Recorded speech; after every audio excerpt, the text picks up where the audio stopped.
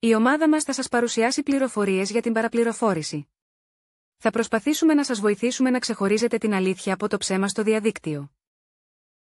Τι είναι η παραπληροφόρηση? Είναι η διάδοση ψευδών ή παραπλανητικών πληροφοριών στο διαδίκτυο, με σκοπό να μας μπερδέψουν ή να μας κάνουν να πιστέψουμε κάτι που δεν είναι αλήθεια. Πού συναντάμε την παραπληροφόρηση? Στα μέσα κοινωνικής δικτύωσης, σε ιστοσελίδες με ψευδείς ειδήσεις και σε μηνύματα μέσω εφαρμογών συνομιλίας.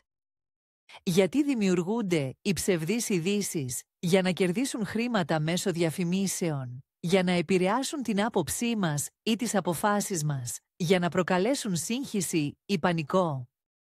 Πώς αναγνωρίζουμε τις ψευδείς ειδήσεις? 1. Ελέγχουμε την πηγή. Είναι αξιόπιστη και γνωστή. 2. Διαβάζουμε πέρα από τον τίτλο. Ο τίτλος μπορεί να είναι παραπλανητικός. 3. Ελέγχουμε την ημερομηνία. Μήπως είναι παλιά είδηση? 4. Ψάχνουμε αν η είδηση υπάρχει και σε άλλες αξιόπιστες πηγές. 5. Προσέχουμε για ορθογραφικά λάθη ή περίεργη μορφοποίηση.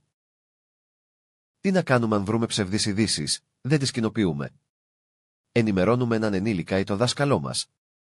Αναφέρουμε την είδηση στην πλατφόρμα όπου τη βρήκαμε. Σας ευχαριστούμε πολύ.